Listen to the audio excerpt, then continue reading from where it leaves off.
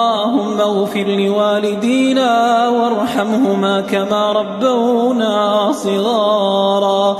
اللهم جازهم عنا خير ما جازيت به والدا عن ولده. اللهم أسعدهم سعادة السعداء. اللهم إنا نسألك لهم خيري الدنيا والآخرة. اللهم ومن مات منهم فاجعله في أعلى عليين مع النبيين والصديقين والشهداء والصالحين.